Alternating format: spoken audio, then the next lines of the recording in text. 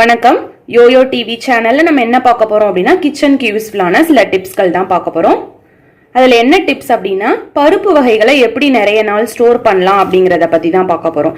இப்ப பாசி பருப்பு, உளுந்தம்பருப்பு, துவரம் பருப்பு எல்லாமே இப்ப 12 மாசம் இருக்குன்னா அந்த 12 மாசத்துல ஒரு மாசம் அந்த ஒரு முக்கியமான ஒரு மாசத்துல ரொம்ப பருப்பு வகைகள் ரொம்ப கம்மியா இருக்கும். அந்த மாசத்துல நீங்க பருப்பு வகைகள் வாங்கி ஸ்டோர் பண்ணிட்டீங்க அப்படின்னா அந்த வருட கணக்கா நம்ம யூஸ் பண்ணிக்கலாம். அந்த மாசத்துல ரொம்ப ரொம்ப பருப்பு விலை கம்மி.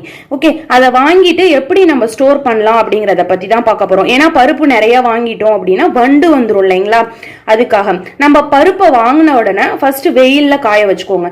இப்ப பாசி பருப்பா இருந்துச்சு அப்படின்னா நம்ம கடாயில போட்டு நல்லா வறுத்து எடுத்துக்கலாம்.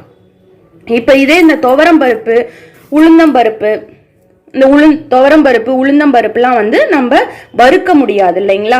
அதனால பாசி பருப்பை மட்டும் நல்லா வறுத்து ஸ்டோர் பண்ணிக்கலாம்.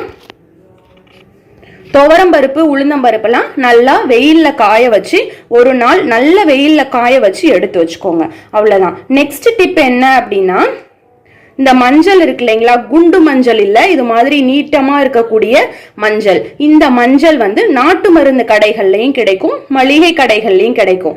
நீட்டமா இருக்கிற இந்த மஞ்சள் அப்படின்னு கேட்டு வாங்குனீங்கன்னா கிடைக்கும். இந்த மஞ்சள் ஒவ்வொரு பருப்பு வகைகள்லயும் இது போல நீங்க ஸ்டோர் பண்ணி வச்சுக்கலாம். இது மாதிரி வச்சிட்டீங்க அப்படின்னா வருட கணக்குல வண்டு, பூச்சி, புழு எதுவுமே உங்களுக்கு வராம இருக்கும். நெக்ஸ்ட் டிப் என்ன அப்படின்னா, இது போல காய்ந்த பூண்டு பற்கள் இருந்தாலும் நம்ம யூஸ் பண்ணலாம். அதாவது பச்சையா இருக்கக்கூடாது. பூண்டு பற்கள் ஃபர்ஸ்ட் வாங்கின உடனே நல்லா இதுக்காகவே நல்லா காய வச்சு எடுத்து வச்சுக்கோங்க. நல்லா நிழல்லே காய வச்சு எடுத்து வச்சு ஒவ்வொரு பருப்புலையுமே இது மாதிரி 4 பல்லு பூண்டு போட்டு நல்லா ஸ்டோர் பண்ணி வச்சுக்கோங்க. அந்த காரத்தன்மைக்கும் அந்த வாசத்துக்கும் பருப்பு வகைகள்ல வண்டு வராது, புழு வராது. ஓகே, இந்த டிப்பும் நீங்க ட்ரை பண்ணி பாருங்க.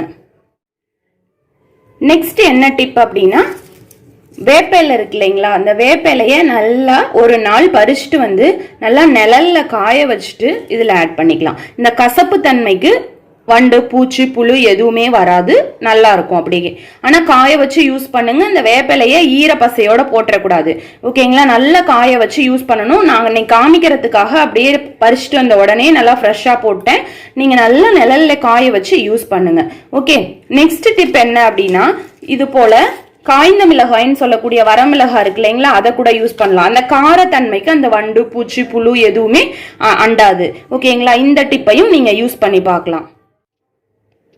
நெக்ஸ்ட் என்ன பொருள் யூஸ் பண்ணலாம் அப்படின்னா, கிராம்பு கூட யூஸ் பண்ணுவாங்க.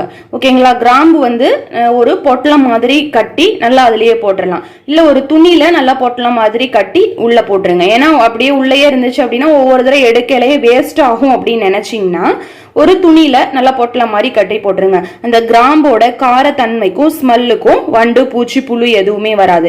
உங்களுக்கு எந்த டிப் யூஸ்ஃபுல்லா இருக்கோ அந்த டிப்பை நீங்க ஃபாலோ பண்ணலாம். அது இல்லாம நம்ம வீட்டுல எது இருக்கோ அதை நீங்க யூஸ் பண்ணலாம். ஓகே ஃப்ரெண்ட்ஸ், இந்த வீடியோ பிடிச்சிருந்தது அப்படின்னா மற்ற ஃப்ரெண்ட்ஸோட ஷேர் பண்ணிக்கோங்க. நம்ம சேனல்ல புதுசா பாத்தீங்கன்னா சப்ஸ்கிரைப் பண்ணி வச்சுக்கோங்க. இந்த வீடியோ பிடிச்சிருந்தா லைக் பண்ணிக்கோங்க. தேங்க்யூ.